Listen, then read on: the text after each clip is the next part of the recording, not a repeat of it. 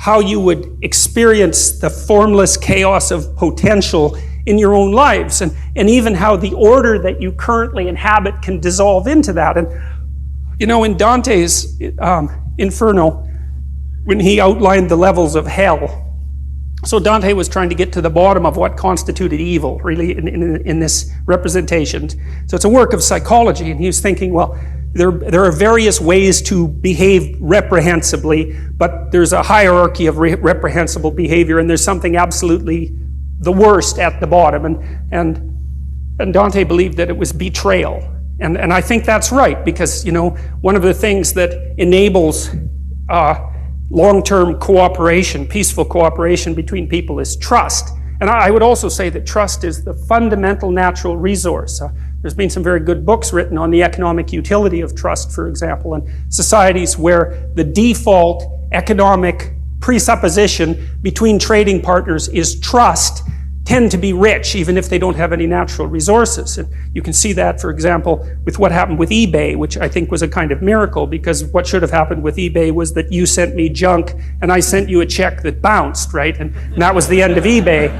But right, exactly. But that isn't what happened. Like the default transaction on eBay was so honest that the brokers, you could hire brokers to begin with. I can't remember what they were called exactly, but you could pay someone a fee so that they would guarantee the transaction. So, you wouldn't send me junk and I'd actually send you a payment, and we'd pay 10% for someone to guarantee that. The default trade was so honest that those things vanished right away.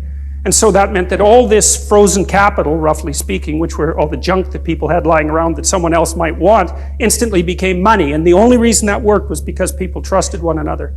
And so trust is an unbelievably powerful economic force, maybe the most powerful economic force.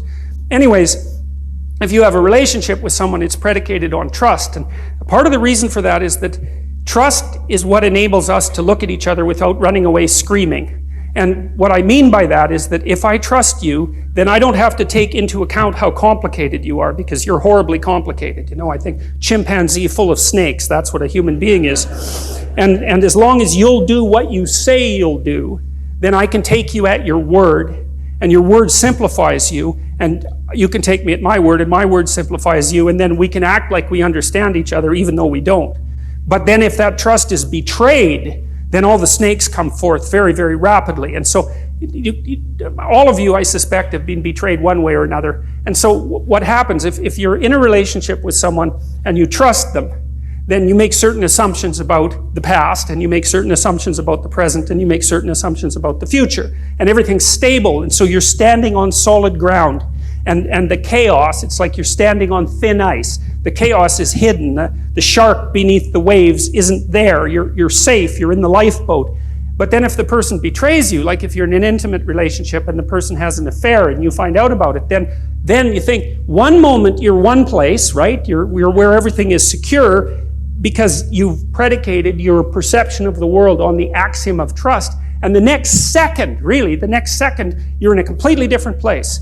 And not only is that place different right now, the place you were years ago is different, and the place you're going to be in the future, years hence, is different. And so all of that certainty, that strange certainty that you inhabit, can collapse into incredible complexity. And you say, well, if someone betrays you, you think, well, okay, who were you?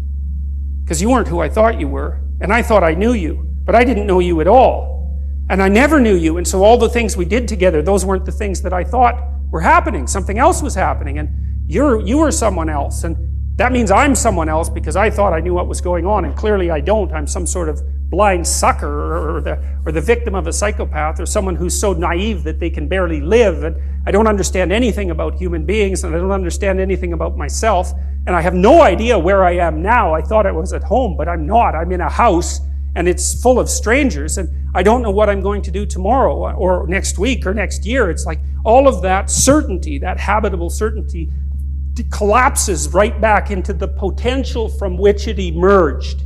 And that's a terrifying thing. That's a journey to the underworld from a mythological perspective. And that is really something worth knowing, because, journeys to the underworld are extraordinarily common in mythological stories. And, like the Hobbit going out to find the Smaug, the dragon, and get the gold is a journey into the underworld. And journeys to the underworld happen all the time, and modern people don't understand what the underworld is, except that we've all been there, and we go there all the time.